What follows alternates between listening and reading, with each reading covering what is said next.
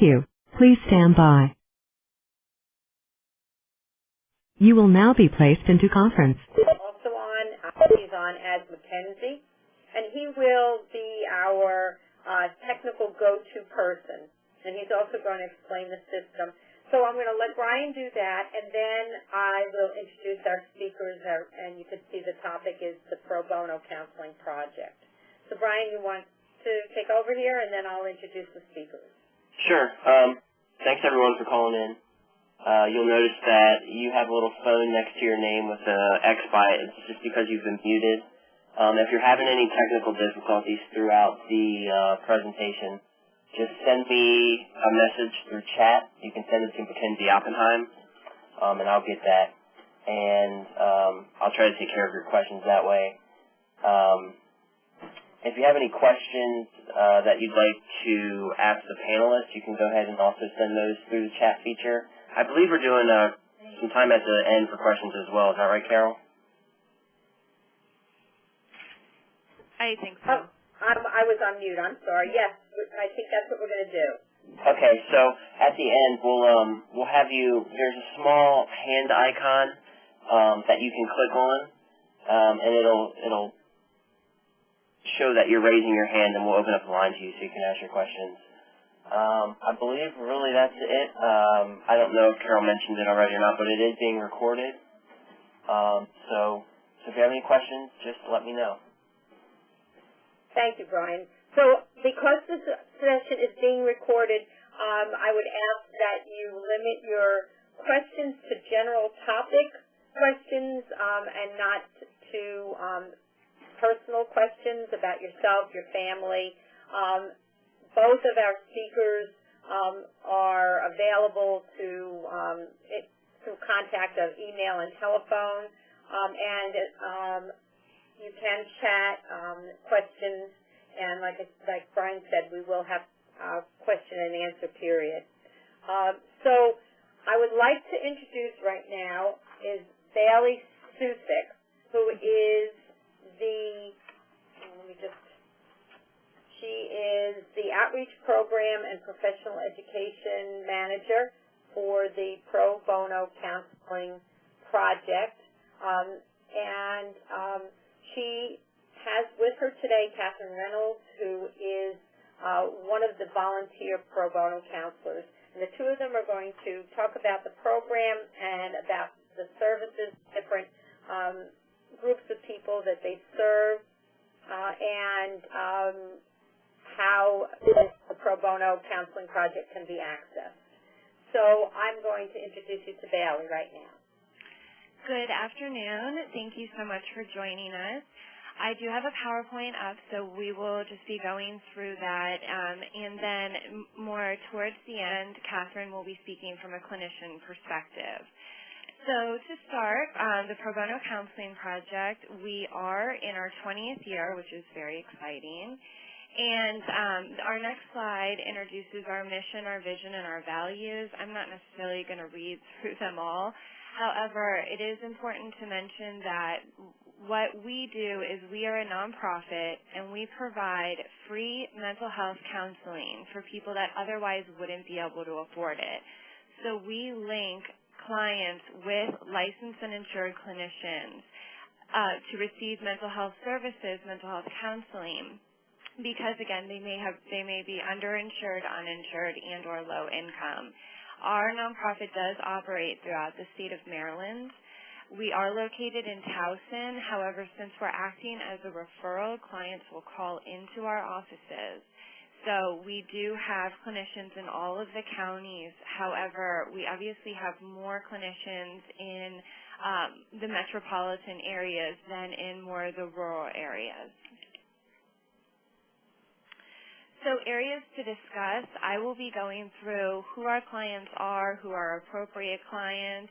I will discuss the programs that we have and then the clinicians that we work with and some of the benefits to being part of our program. So who do we work with? As I stated, we work with people that are underinsured, uninsured, and or low income. I like to make a point that we do work with people that are underinsured. Oftentimes people will call us and they may have health insurance through their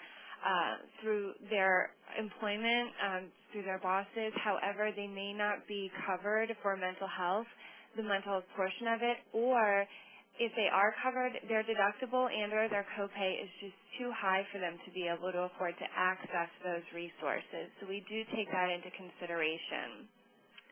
We do have financial eligibility that we look at, but since we're a nonprofit, we can be very gray depending upon the program that we're working with, and I will go through the programs in a little bit.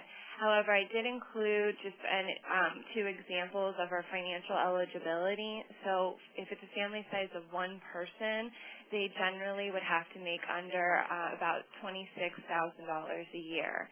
If it's a family of four, they would generally have to make under about $51,000 a year. Again, we take everything into consideration. So if the client or the family is in a lot of debt due to medical purposes, legal issues, something along those lines, then we encourage clients to tell us about that, because then we can deduct it from their overall financial eligibility. And as you can see, our financial eligibility is a lot higher than, say, medical assistance or federal poverty standards. What we do is we look at the financial eligibility for people that are using pro bono legal services in Maryland. So our ceiling is a lot higher, which is nice for people to access. I would like to note that we generally do not work with people that have access to medical assistance. And the reason why is because if you are medical assistance or Medicaid, then you are most likely able to access mental health services through that. We do understand that Medicaid can be a tiered system, so you may be a little bit over or make a little bit more in the financial eligibility. If that is the case, then we will talk to you about resources. However, we would like them to access their resources through medical assistance, thus leaving more openings for the people that don't have access at all to mental health services. So who else do we work with? Besides financial eligibility, we are working with people that do not have a chronic mental illness. And what I mean by that is somebody that has severe depression or schizophrenia or chronic anxiety that is debilitating. We oftentimes refer them to a core service agency, and those agencies are connected through the different counties that they live in. And the reason why we do that is because people with a chronic mental illness are going to need a long-term mental health services and most likely a variety of medications. And we want to make sure that they're accessing the most appropriate resource for them. And I will talk about medications later, but we have limited access to provide medications for clients. If somebody is calling specifically about alcohol or substance abuse, again, we do refer them to an agency or organization that specializes in one or both of those mental health issues. Again, the reason why is because if somebody has a severe alcohol or substance abuse issue, then they're going to need a comprehensive program that's going to be working with them as the whole person, whether it's as far as employment, residential status, where they're living, other maybe physical health issues. So they're going to need, again, a lot more comprehensive services to treat that substance or alcohol abuse. We don't require our therapists to appear in court. That can be a very lengthy process. So if somebody is just looking to have, a write-up to say that they did receive mental health services for the court, then again, we refer them out to an appropriate resource. We just don't want our therapists to have to go through this because they are already volunteering their time with the clients. And then lastly, if somebody calls about suicide, then we refer them right away to a crisis center. We are not open 24 hours a day. We have kind of regular office business hours, and we would never want somebody to accidentally call us, in the late evening or at night trying to access us if they're going through something very traumatic. So we want to make sure that they get to the most appropriate resource. And then, of course, if somebody is violent, for obvious reasons, we do not want to put any of our clinicians in danger. Now, we do have a very large domestic violence program. It's called our Victims of Violence program, which I will talk more about our programs in a little bit. But we do work a lot with people that have been victims of domestic violence. Sometimes the clinicians, when they're working with a spouse that is being abused and that spouse is not going to be leaving their significant other, the clinician will voluntarily ask for that significant other to come in. But that clinician is doing that outside of our referral, and that's okay. We just wouldn't normally refer the violent person because we want to make sure that the safety of our clinicians comes first. So how does our process work? What happens is clients can be self-referred. They can find us on the internet. They can a card from a friend, whatever it may be, or they can be referred by another community resource. And all they simply have to do is call into our offices, and they would speak to our clinical director, who is Sherry. And Sherry has over 15 years of clinical experience, and she's just fantastic with working with our clients. So Sherry would do an intake with the client over the phone. So it's very, she's not pervasive and makes the client feel very comfortable, but at the same time is looking to get information about their mental health status and what's going on, again, so we can access the most appropriate resources, whether it's through us or through someone else. Part of that intake also is asking about their financial eligibility, which I talked about. One thing I would like to mention is that clients do not have to submit their tax forms or anything. We go on an honor-based system. So whatever the client says they make is what they make. We don't ask for any kind of proof. I also want to mention that citizenship status is not an issue for us.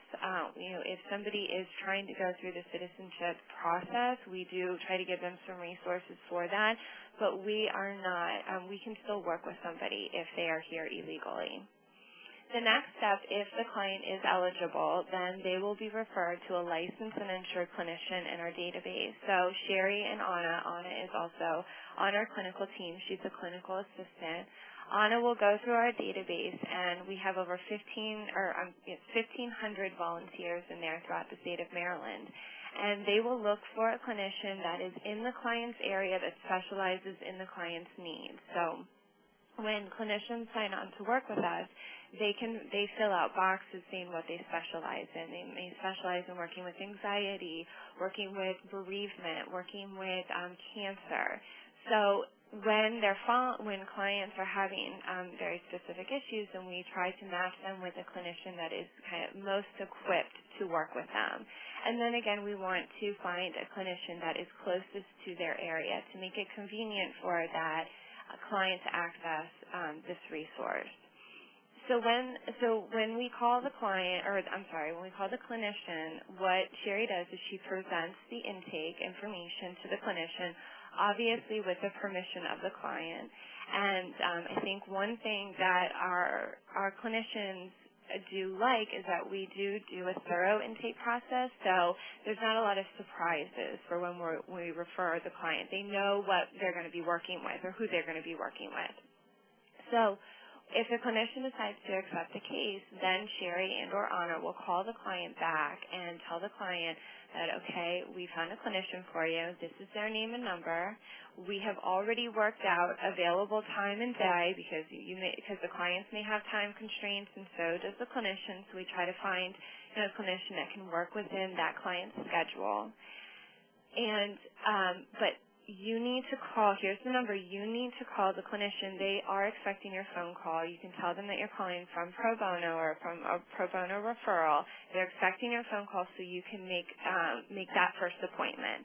And we do this very specifically to empower the client. We want the client to kind of take a hold of their own treatment and take the first step forward. And obviously with them calling us, that is a gigantic step for them.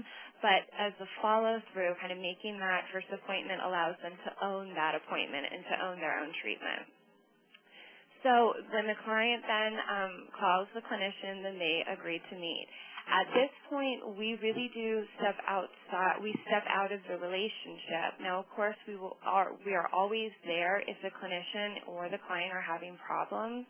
Sometimes clinicians and clients, don't necessarily connect as well as they would like. So the client or the clinician may want to have a different referral. This doesn't happen very often, but sometimes it does. For instance, we had a client that called our offices who was Spanish speaking, and they happened to be in an area that we did not have a lot of Spanish speaking clinicians, and she was calling because of sexual trauma. Well, of course, the only person remotely within her area that we could find was a male therapist, and we were very uncomfortable with this because of the type of trauma that she had been through. We called the client back, and we said that this is, unfortunately, all we can find is a male Spanish-speaking therapist, and she said, well, I'll try it.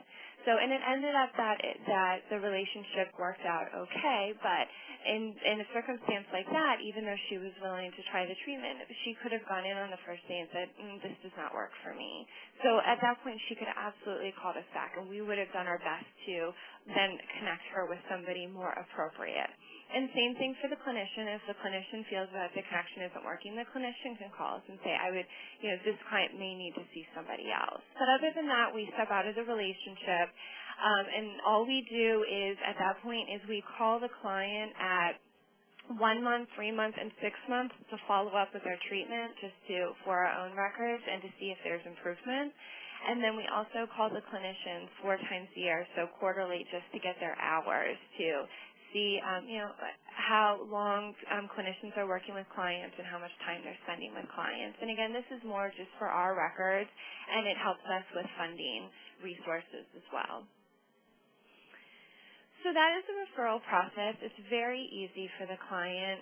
We do get back to the client within a week to 8 days once we have found from the intake to when we call the client back to say, okay, we found you a clinician. Sometimes it can take 8 days because we are going through a database and clinicians may not be available. So sometimes it can take a little bit longer, but we do try to maintain it within a week to 8 days. So again, from the time that the client calls and does the intake process to the time that we call them back and say we found a clinician for you.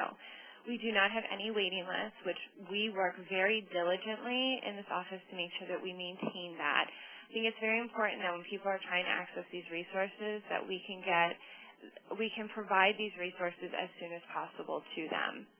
Again, also our services are completely free if they meet the financial eligibility. Kind of on a side note, if somebody is above the financial eligibility, again, it's very subjective. It depends upon the program. It depends upon what the client's going through, maybe other circumstances in the client's life. We can then provide them with a sliding scale clinician as well if they are outside of those financial eligibility. Again, we do try to work very hard to allow clients to access our resources. We also, many people ask me when I do presentations about whether we have bilingual therapists. We do have bilingual therapists. We have Spanish-speaking therapists. We have one person that does sign. We have Italian, Hebrew, German, Creole. I'm just kind of mentioning a couple of them, but they're limited. There's just not that many people that are bilingual and licensed and insured clinicians, and then also are volunteer. So again, we try to outreach to recruit more clinicians that fall within those categories, so we can connect clients that are bilingual to clinicians that are bilingual. But sometimes that can be a barrier, just having those resources. The other thing I did want to mention as far as Spanish speaking is that Anna, who I mentioned earlier, is the clinical assistant. She is Spanish speaking.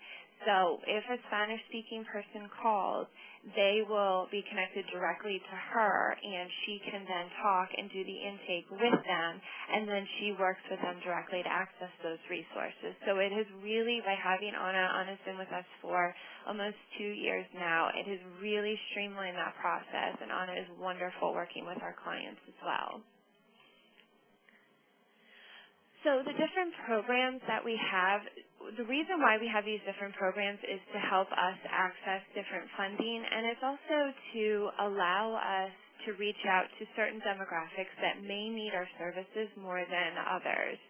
So we have a cancer program, and our Jane Stern Cancer Program, we work with anybody kind of within that cancer realm. So it can be newly diagnosed, it could be a survivor, it could be a loved one, it could be a family member, a caregiver, whatever it may be.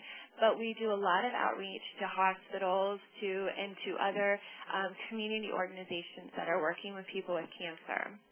We also have a caregivers program, for which we're working with anybody that is a caregiver for a loved one, so it does not necessarily have to be a family member.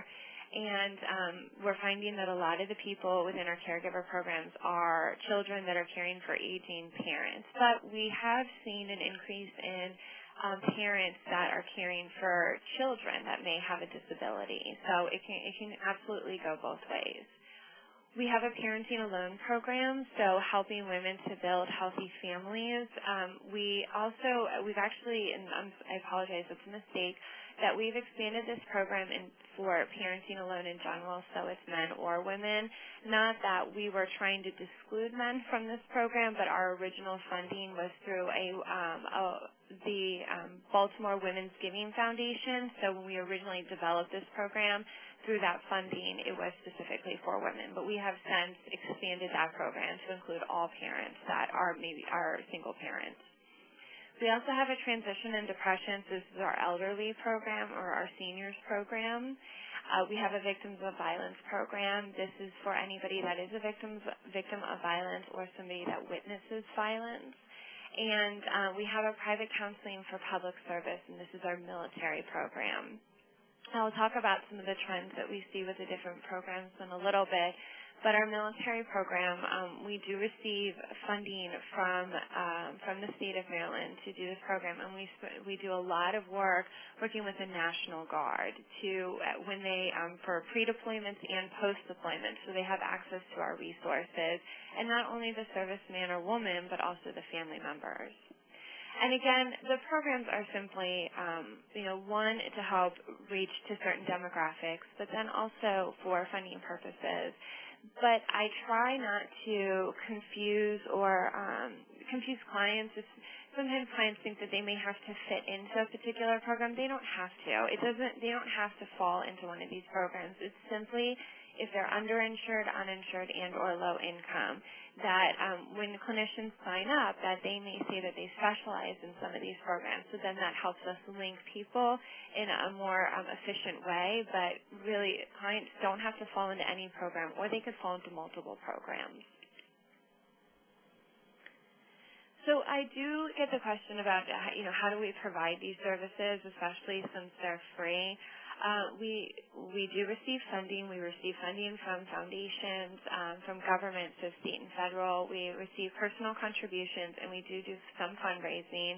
Our big fundraising event is our Speakers Forum, for which it is we put on a full-day 6 CE workshop that people do have to pay to go to, but we bring experts kind of from all over the country to speak about specific issues, depending upon what the theme of that Speakers Forum is that year.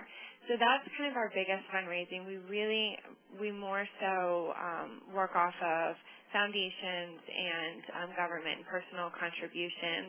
About 48% of our funding is from public funding, so from government, and about 40% is from foundation funding and 12% from individual contributions. The other way that we're able to provide these services is that we're working strictly off volunteers. That the people, we're acting as a referral source, like I said, and then the people that are providing the services are volunteers. So these are clinicians that, again, as I stated, are licensed and insured, and they, with signing up with our program, they have agreed to work with at least one person, a client, once a year for 1 hour a week. Now, they can, this could be a short-term client or a long-term client, but it's just working with at least one client a year. And I should mention, that I did forget to mention this in the beginning, that we do not have a limit on the amount of sessions that a client can access, so they can be with a clinician for 6 sessions or for 6 months. That it is really up to the clinician and the client. And we've had some clients that have been with their clinician for 2 or 3 years. Now, that's obviously not the norm because the goal through therapy is to move the clients forward so that eventually they won't need the therapy or the counseling anymore. But certainly we are not going to cut clients off if they are still in need of those resources. So community outreach, it's obviously a teamwork effort as far as I do much of the community outreach. So we work with other community organizations so they are able to refer clients to us and then also to access other resources that we know about so we can send clients in those directions if needed as well. If for some reason a client is not eligible for our services, then we try to give them at least 3 community resources that would be appropriate for them. We know that accessing mental health resources can be very daunting and it can be very frustrating. Therefore, we don't want them to just hang up the phone on them and then they stop their search. So we give them 3 resources that would be applicable to their situation so they can hopefully then access the resources that they need through them. Also, even if we are able to work with somebody, but say they need other resources, maybe they're having trouble paying their bills, or they would like support groups. We don't do support groups. We work with individuals, couples, and families. So, or they're looking for other resources, and we have a huge database that we keep as up to date as possible that we can give them some resources in the community to kind of help the person as a whole and not just their mental health. So clinician recruitment, again, our clinicians are volunteering their time, so we are, forever in debt to our clinicians. Our clinicians are wonderful, and they really are the backbone of our organization. And to help kind of offset the good, or not offset the good, but offset the time that they're donating, what we do is we offer about 8 to 10 workshops per our fiscal year that are free and provide them with CE credits. So, for instance, in the fall we have about 2 cancer workshops, we have a caregivers workshop, a victims of violence workshop, and a military workshop, and that all adds up to about 15 credits, CE credits. And again, it's all free, and we serve either breakfast or lunch depending upon the time of the workshop. And this is a way, again, just to kind of give back to them, to provide our clinicians with education and to provide them this free service so they can come and network with other clinicians that are a part of our program.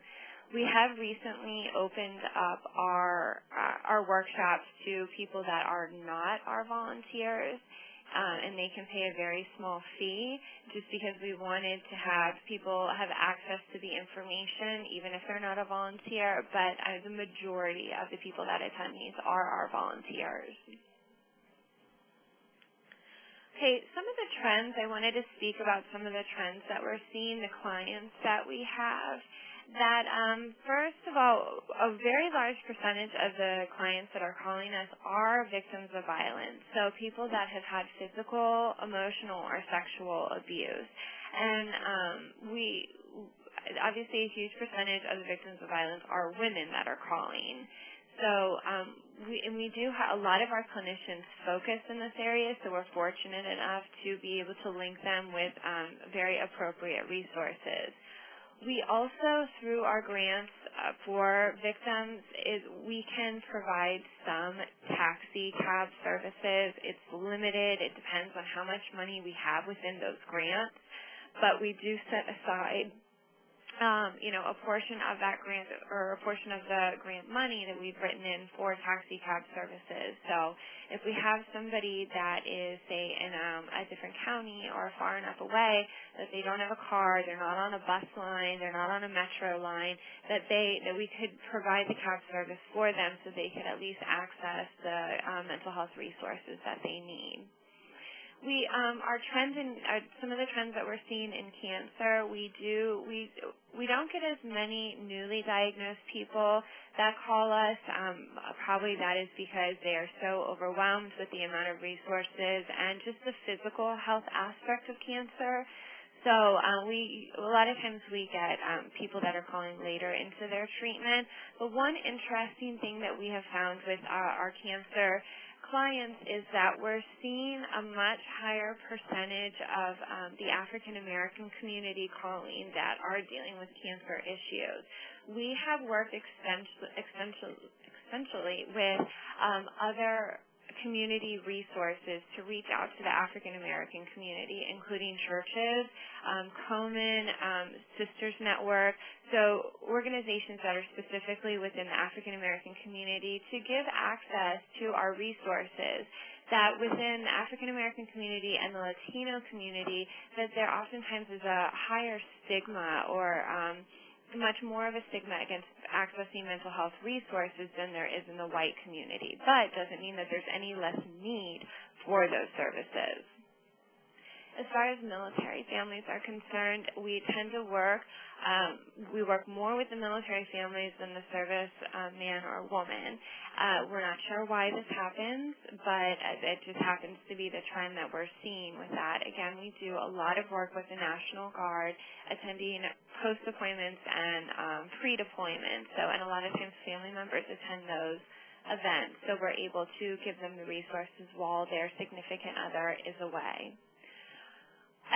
We have seen a huge increase in couples counseling. We believe that part of this is due to the economy, that whether married or not married, just couples that are together are having more financial stress that is putting just a greater burden on their relationship. So again, we do provide the couples counseling for them. Immigration, I wanted to mention this because we do not have a program specifically for immigration, but we have seen an increased number of people that are calling with immigrant issues. We do work with them, but I do want to stress the fact that we are not necessarily providing the mental health that can be services that can be documented in order for them to get citizenship. We usually refer them to other organizations that specialize in that because that can streamline that process for them. It doesn't mean we certainly will work with people that are calling with immigrant issues, but it's just that we're not necessarily providing documentation for them. We, Spanish-speaking clients, I did talk a little bit more about that, I already talked about that, but I did want to mention that, and we're very proud of our team, especially Anna, who has worked a lot within the Latino community, that we have seen just a huge increase in the number of Spanish-speaking clients that have been calling us. Again, this is a community that tends to have a much higher stigma against mental health, so it's great that they are accessing these resources that we have. Oftentimes, the people that are calling are mothers, and usually they are a victim of domestic violence or rape. So by bringing more awareness into the community that these women, just because, again, that's the trend that we're seeing, are able to access mental health resources. And the main way that the Latino clients are hearing about this are through the state's attorneys. So they're accessing our resources because maybe they've been a victim of a different crime, and then kind of through the state's attorney's office, they learn that there may be some other things that are going on, so they refer them over to our office. Unemployed, this is obviously no surprise to anybody that we have just seen a huge increase in the number of people that are unemployed. Prior to 2008, we didn't see as many people that were calling with bankruptcy issues or employment issues. Now, probably about 10% of the people that are calling have lost a house and or lost a job, and that is the main reason. However, we are seeing a trend that unemployment and depression has become, or bankruptcy, kind of economic issues have become a coexisting condition. So those economic issues are contributing to their mental health conditions. So they may not have needed to access us prior if some of these things had not happened in their life, and that is, again, directly connected also to couples accessing our resources. Most of the people that contact us do not have insurance, even though we will work with people that have a lack of insurance or are underinsured. Most of them have no insurance at all. Usually they're falling in between the line of that they are not poor enough to access medical assistance, but they don't have enough money to afford their own independent insurance or even pay for a group plan through their employer.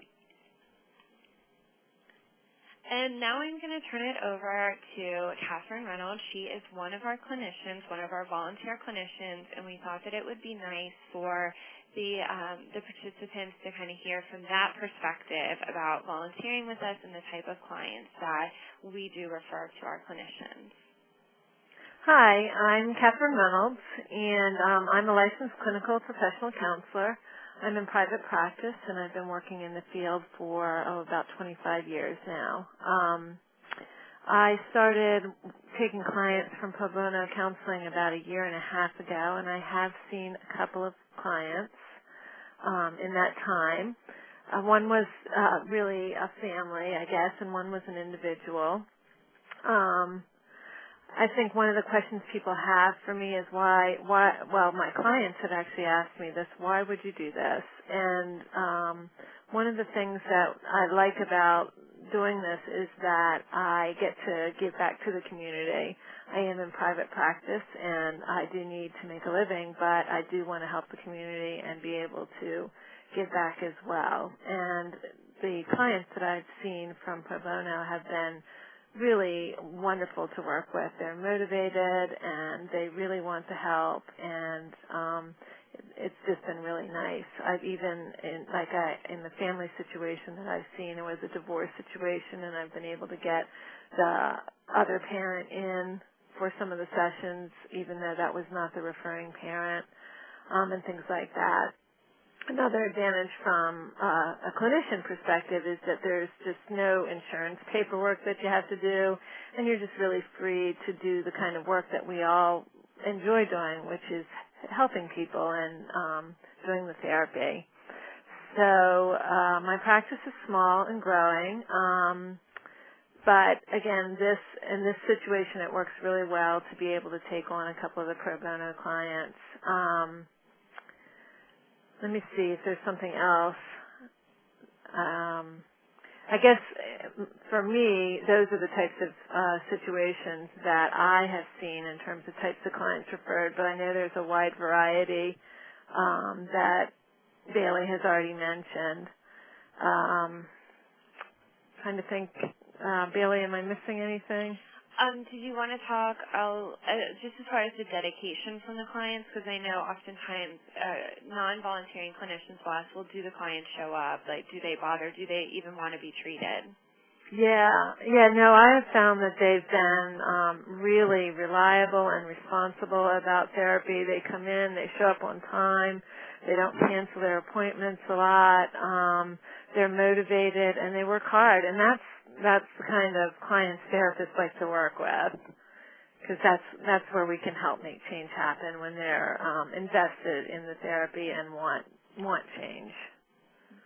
And you said that you were working with an individual and a family. Can you just kind of give like an umbrella of, is it anxiety, is it depression, is it associated with the economy? What types of issues they're having? No, I think they were both more really actually family issues, in the sense of one was a divorce situation where there was a child acting out, and the other was more maybe depression and low self-esteem, and also family issues that were impacting that, including divorce.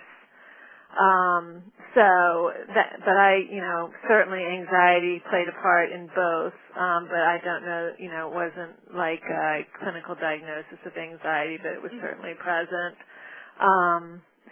Those were the types of things that they came in with. I mean, in my regular practice, which seems to draw similar types of issues, so there's a lot of anxiety and depression and life transition issues, retirement and or bereavement, the death of a family member, that sort of thing. And we do see the same thing as far as the general clients that are calling us, that even though we do have the different programs, that only a little over 50% of the people that are calling us fit into a program. So many of the people are just calling with kind of general anxiety or depression or transitional issues, like you had said. Right. So I think that's... Go ahead, I'm sorry. I was going to say, that's about what I have to say. The only other thing I would say is that it's important for clients to be able to find a therapist they really feel comfortable working with. And it was really nice to hear you say earlier that if for some reason that relationship isn't working for them, that they can request a different therapist. Because it might be that they have a fantastic therapist, but the match between them just isn't a good one, and that happens sometimes. So I think it's great that Pro Bono acknowledges that as well. Absolutely, and we do try to obviously discourage clinician shopping, which again just doesn't happen that often. But some clients are just don't fit with multiple clinicians, so we do try to make them as comfortable as possible. Right. And, some therapists would come much more from a cognitive behavioral perspective where others might be much more in-depth. And so if a client is looking for a specific approach, then it sounds like they could kind of ask you about that as well.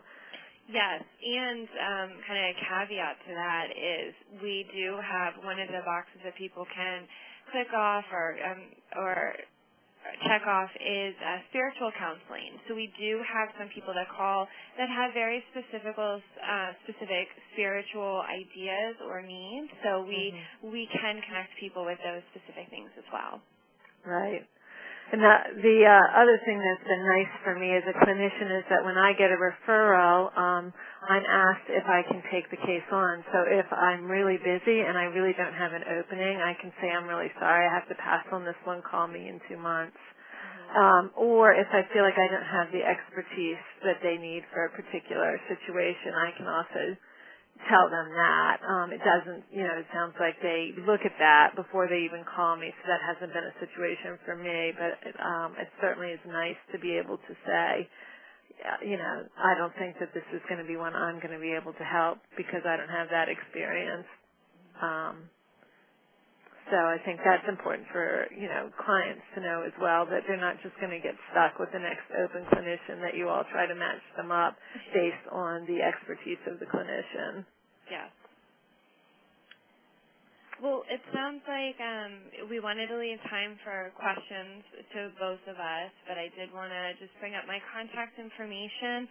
As Carol stated, I am the Outreach and Program Manager, so anytime referral sources or even clients, anybody has any questions, I just encourage them to call me. I'd rather them call and ask that question than not bother calling at all. And if I can't answer it, then I certainly will direct their phone call or get the answer from somebody else in our agency. Okay, so we can open up the lines for questions. If you have a question, you see the little hand, I'm clicking on it right now, and you raise your hand and we can unmute you. Okay, well, I have a question, so I'm going to ask. I actually have 2 questions. One is I think it's probably a short answer. I think you kind of answered it, Bailey. When you're considering income and you have a military family member, do you include their housing subsidy? No. Of their income? No, we're just looking at their income. We really don't go into that much detail because it is on an honor-based system. So we just simply ask, what is your income like? They'll answer it, and then if people have caveats to that, like I had mentioned, if they say, but I'm $10,000 in medical debt because of my wife's cancer, they're like, oh, okay, well, now you make $30,000, now you make $20,000. So as far as military, we're not going to get into that. And for military, we tend to allow a lot more leeway within with the financial eligibility because of kind of the issues that have been arising within the last 10 years and the high deployment rate, especially that we've seen in Maryland. Okay, thank you. Does anybody have any questions of military that you would like to follow up on? Okay. Nope. All right. Well, I have a second question. And Bailey, you and I had talked about this a little bit before we got on. I had a meeting the other evening with some high school students. and they were asking questions about their access as 16 and 17-year-olds to counseling services. And so if you could explain how that works for 16 and 17-year-olds who may be covered under their parents' insurance but do not want their parents to know they're going for counseling, or their parents may have said, I'm not going to pay for counseling. If you could explain that too. Sure. So legally, they can access mental health resources without the permission of their parents and be covered under confidentiality. We really have not seen that as far as having 16 or 17-year-olds calling us. However, we can work with them, and we would really leave it up to the situation. And, of course, part of the therapy would be trying to connect them back in with their family, depending upon the issue. So we do have leeway to work with them, but we just haven't seen that arise since I've been here, and I've been with Pro Bono for 3.5 years. And probably I would say part of that, the reason why we don't get those phone calls is because we don't really do as much outreach within the venues that are working with those students. You know, we do a lot of work within the school systems, but generally it's for the parents' resources. So, and it's not because we're trying to limit ourselves from that. It's just not some of the outreach that we've done in the past. Okay, I got a question here chatted that asks, are there pro bono counseling projects in other states? Oh, good question. Actually, there are, and we have worked with them to help set up their programs. Now, it's not like an affiliate, like we think of Komen, where you have Komen National and Komen Maryland, and they're all connected, that the other states have used our framework to develop their own system, but some of them are nonprofits and some of them are directly connected to their mental health department, so they just operate a little bit differently. Not all of them are completely up and running, but the states that are either running and or trying to develop their program are Colorado, Maine, North Carolina, Ohio, Tennessee, New York City, not state, but specifically city, California, and D.C. So as of right now, D.C. is not up and running, so we do work with a lot of D.C. people, whether they're residential D.C. or whether they're working in D.C. What we do is we just say that you have to either live or work in Maryland to be a client of ours. Great, thank you. Okay, I think we have a question from there we go. Susan? Hi. Hi. Hi. I have a few questions. I'm in the Southern Maryland area. I'm in Charles County. I'm the Fatherhood Program Coordinator for Charles County Department of Social Services, so I work with a lot of non-custodial fathers for helping with employment as well as other issues. Now, you said a lot of programs that you have, are they all based in Towson? No, we are just a referral source. So we have clients that are all over the state of Maryland. Now, of course, we tend to have a cluster in more of the metropolitan areas, such as Baltimore City, County, Montgomery County, Anne Arundel, and those areas, but we service the entire state of Maryland. It's wherever our clinicians are. We do have, I believe, we just have a handful of people. You said Charles, correct? Right. We have a handful of clinicians that are our volunteers in Charles, but, just a small amount. But we do service the entire state of Maryland. Okay. Now, you were talking about insurance. Now, what about the PAC, what is primary adult care insurance? Right, which falls under that medical assistance umbrella as well, that they normally can access mental health services through that. Oh, okay. All right. And I can't think of the other question. Sorry. No, that's okay. Are we printing out this PowerPoint presentation too? The PowerPoint as well as the actual presentation, the audio and visual that we're looking at and hearing right now will be sent out to all participants. And the actual presentation, this audio and visual, will be available on our website in the future. Oh, okay. All right.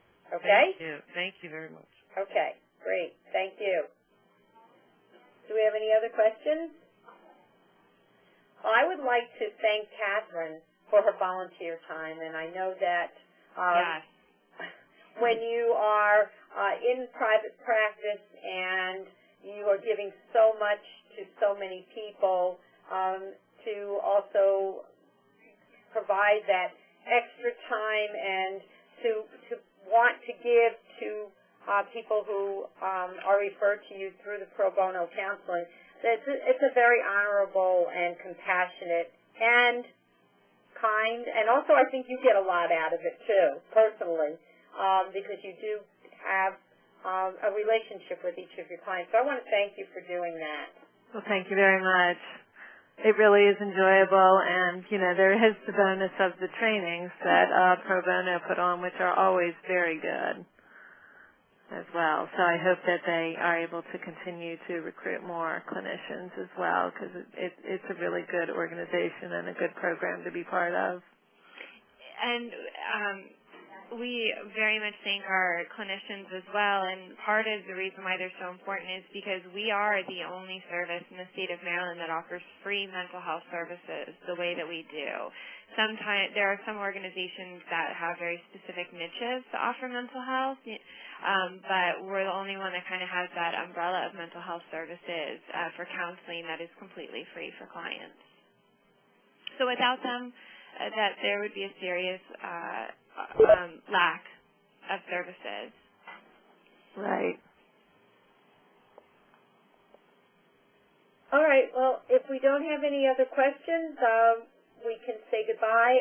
Just a quick note, January we'll be taking a break from our webinar series, and in February, date to be determined, we will have a presentation on sensory integration, and that's dealing with children's sensory integration issues. And in March, probably, it will be in March, we'll have a presentation on special needs trust and pooled special needs trust. And I'll send out anybody who's been on today will get information about our upcoming webinars. So I want to thank our presenters and thank both of you for the work that you do, and thank you, Brian and Mackenzie from Innovations Institute, for hosting us today. Thank you. If anybody has any questions, they can get in touch with Bailey. There's her email and telephone, or you can get in touch with me. And I see Kim Allen, you just came on. I'll send you the presentation and the audio, visual, the PowerPoint. You'll have everything. All right. Thank you. Bye-bye, everybody. Thank you. Bye. Bye.